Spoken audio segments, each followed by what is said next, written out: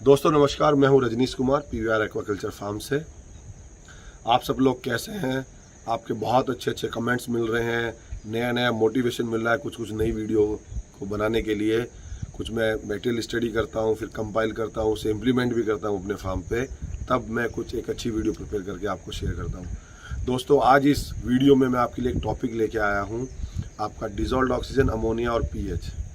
आप ये मान लीजिए तीनों स्तंभ हमारे एक्वाकल्चर के मेन पिलर्स हैं।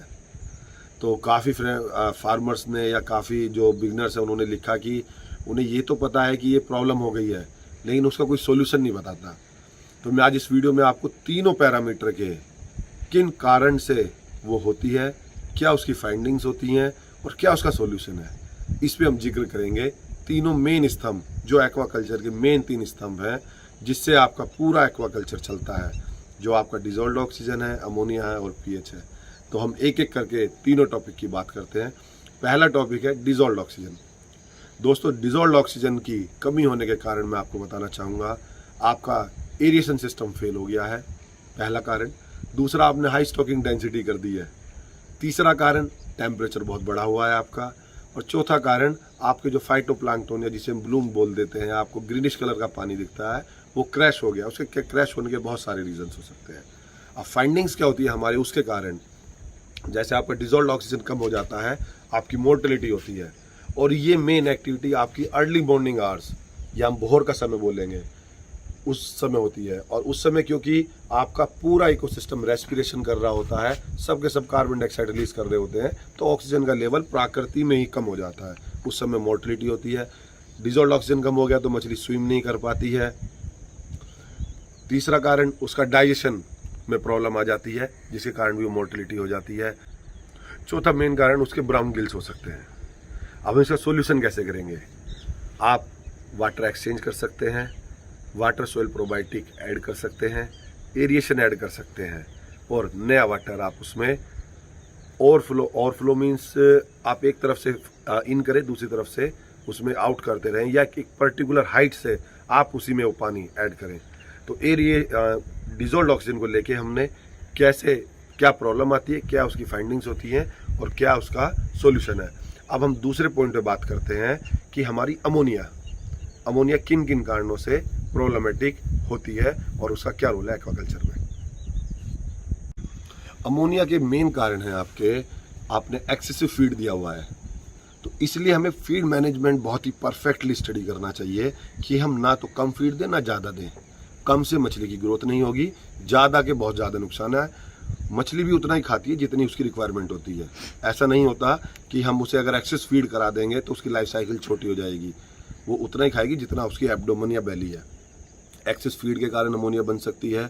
आपका ऑर्गेनिक लोड बहुत ज़्यादा हुआ डिकम्पोजिशन प्रॉब्लम हो रही है तो अमोनिया बन सकती है। आपकी डिजॉल्व्ड ऑक्सीजन कम है, हाई पीएच है, हाई टेम्परेचर है, तो अमोनिया बन सकती है। आपने हाई स्टॉकिंग डेंसिटी की हुई है तो भी अमोनिया बन सकती है। अमोनिया बनने के कारण आपकी एबनॉर्मलिटीज़ हो सकती है, फिश में लेथार्जी हो जाएगी, पुअर ग्रोथ होगी, मोर्टेलिटी होगी। हम उसे कैसे सही करेंगे? सबसे पहले तो आप अपने वाटर बॉडी को, जब ये हमें फाइंडिंग्स मिलने लगें, ये हमें कुछ इंडिकेशन या कुछ हमें चिन्हित दिखने लगें, मछलियों में ये सब हो रही हैं, मछलियाँ मर रही हैं, तो हमें सब अब ये सारी एक्टिविटी आपको वाटर टेस्टिंग किट, आपके किसी भी फार्मर पे वाटर टेस्टिंग किट अमेजोन पे मिल जाती है। एपीआई किट आप किसी मेडिकल शॉप से भी ले सकते हैं जो आपकी मछलियों की दवाइयाँ, एक्वाकल्चर की दवाइयाँ देता हो।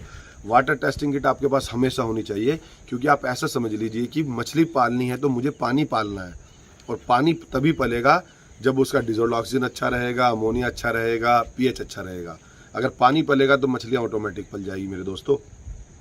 अगर आपकी फाइंडिंग्स हो जा रही हैं, ये सारी आपको ऑब्जर्व हो रही हैं, आपका अमोनिया आपका 4, 5, 8 ppm तक जा रहा है, तो मछलियाँ मर रही हैं, मछलियाँ एकदम बहुत ही लेजी उलट जा रही हैं, आपने अब चेक कर लिया, तो उस केस में हमें क्या करना है, सॉल्यूशंस क्या क्या करने हैं? हमें फीडिंग स्टॉप कर देनी है, फीडिंग नहीं देनी है, क्योंकि ऑलरेडी बहुत ज़्यादा अमोनिया बना हुआ है। हमें उसका जो बॉटम में स्लज है उसको रिमूव करने का प्लान करना है। कैसे रिमूव करेंगे?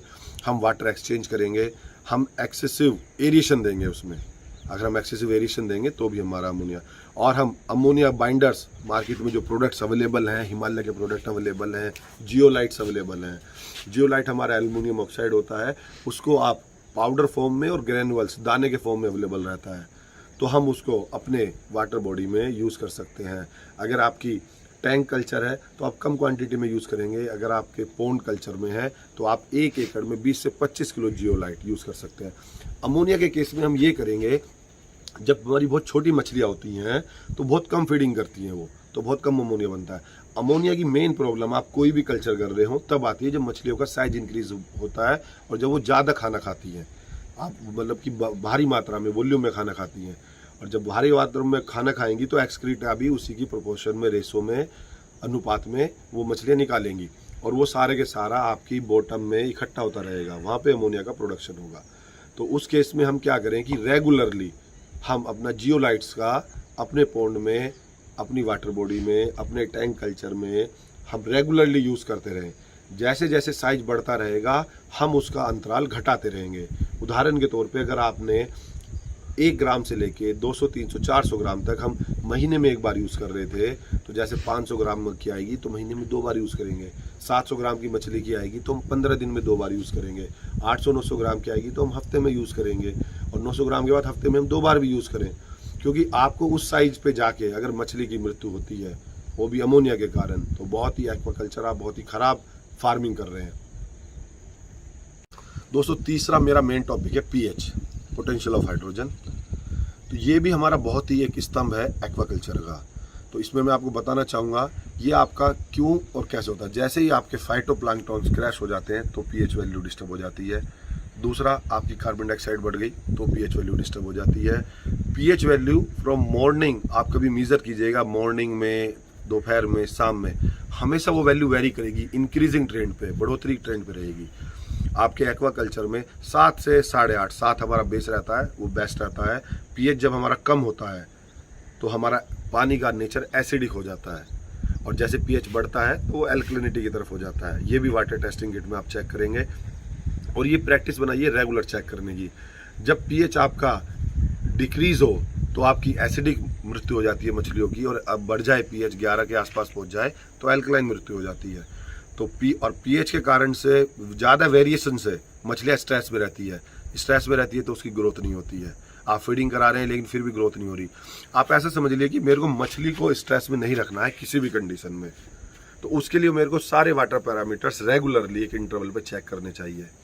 पीएच आपका डिक्रीज हो रहा है तो आप कैल्शियम कार्बोनेट चूना ऐड कीजिए, वो आपका सोयल भी वाटर के पीएच को रेगुलेट करके रखेगा। पीएच आपका बढ़ रहा है तो वो अमोनिया भी बढ़ा रहा है वहाँ पे, तो उस केस में आप जिप्सम यूज़ कर सकते हैं, आप नया वाटर ऐड कर सकते हैं। तो दोस्तों, आज हमने इस वीडियो में तीनों मेन स्तंभ के बारे में बात की। डिसॉल्व्ड ऑक्सीजन, वो किन कारणों के कारण से होता है, क्या उसकी फाइंडिंग्स होती हैं और क्या उसे सॉल्यूशन है। सेम हमने पीएच के बारे में बात की और अमोनिया के बारे में बात की।